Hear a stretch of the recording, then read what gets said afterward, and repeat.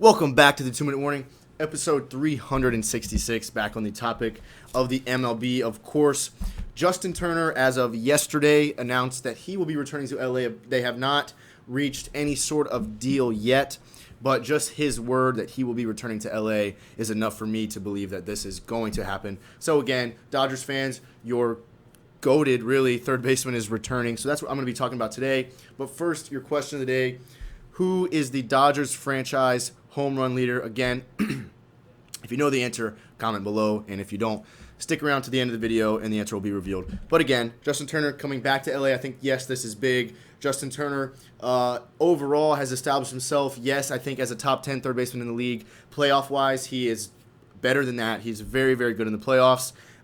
He is a little bit, or he's old. Straight up, he's old. He's coming into his 36-year-old season. Again, nothing is confirmed. No contract has been reached yet, but he is coming back to LA. So, like I said, Justin Turner on the field is a very good player. Career, he's hit 292, 124 home runs last year, and of course, this shortened season, he hit 307, 4 home runs. The guy, everything about him, he's likable. His hair, his character on the field, off the field, all the above. He's just a likable guy, and his story really is really cool. He played college ball at Cal State Fullerton, a good baseball school. But if I'm not mistaken, he did not get drafted out of college. He wasn't really highly recruited whatsoever, and actually got noticed by a Dodgers scout or an MLB scout. I believe it was a Dodgers scout. I'm not sure if that's where he started his career, but at a Cal State Fullerton alumni game. So what are the odds there? I mean, comes out to just a college alumni game, gets noticed, and he's in the big leagues, and now he is who he is today. So I just like the guy's story. Obviously, he's a very good baseball player. Back to what I said about him being so good in the postseason. He holds several Dodgers records for postseason hitting statistics. He is the postseason hits leader for the Dodgers, 76 hits.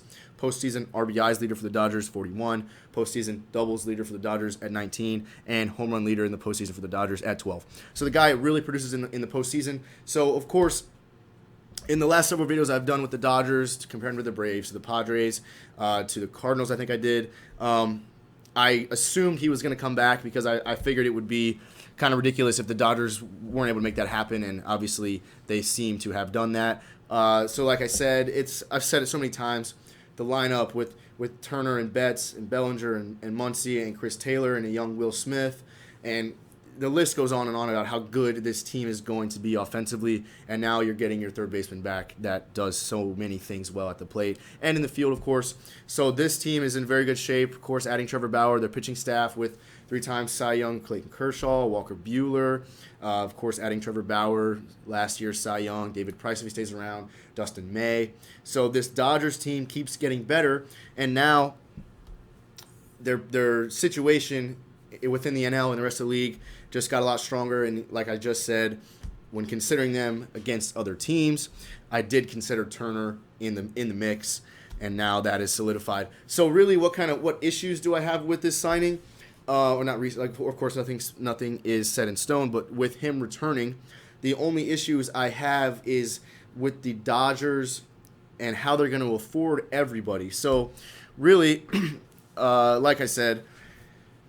Or not like I said, but as I spoke about in several other videos about shortstop, Corey Seager is solidifying himself right now as a absolute top 5 shortstop, possibly top 2, top 3 shortstop in baseball right now. And he is going to be a free agent next year after the 2021 season, of course. This coming year, they're going to be paying him $13.5 million. The next year, he'll be a free agent. And the fact that he's going to be he is such a good shortstop, top 4, top 5, top 2, top 3, top 5 at the least in the league, he's going to be costing so much money, and you're taking on such a big commitment with the Trevor Bauer contract. You're owing him 40 plus for the next 2 years, and then 15 or 16 in the last year. This Dodgers team is going to be hurting for money, especially adding Turner back. Now, I'm not sure how much he's going to cost. I'm not sure if he's going to be on a 1, 2, 3-year deal. Like I said, he's already 36. So realistically, you get 2 to 3 more years out of him maximum. I don't see him playing till he's 40 plus, but who knows? That could happen. So it really a lot depends on how much they're going to need to pay Turner to really get him set back with the team, because I can guarantee you that Seager is going to want a lot of money, and he's going to deserve it. The guy, World Series MVP last year, really has just been on the climb ever since his debut. So I like a lot what Corey Seager's doing, but just the mixture of now needing to pay Turner to return, paying Trevor Bauer so much money. And Trevor Bauer, honestly, I haven't really spoken about it, but I do think the Dodgers are having to overpay for the guy. I mean, he's a guy that coming out of Cleveland and Cincinnati, out of Cleveland really, was an average to above average pitcher. Trevor Bauer was more so liked and known for his character on the mound with the McGregor strut, the fake shotgunning the beer, all that stuff he does when he pitches. Yes, it's all cool. But Trevor Bauer is a guy, like I said, with a career ERA just under 4, and really didn't take off until last year with the Reds when he was the main guy.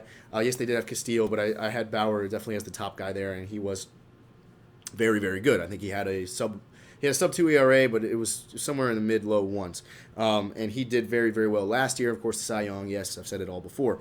So I do believe the Dodgers had to overpay, but that's the thing about a guy like Trevor Bauer is just the way he operates is he's so many teams were going to want him. He got what he wanted. The Mets, I think, would have been a very good spot for him. I wanted him to go to the Mets, but they couldn't offer him enough money. So now the Dodgers, of course, went for it and got a great pitcher in Trevor Bauer, but are paying him ridiculous amounts of money.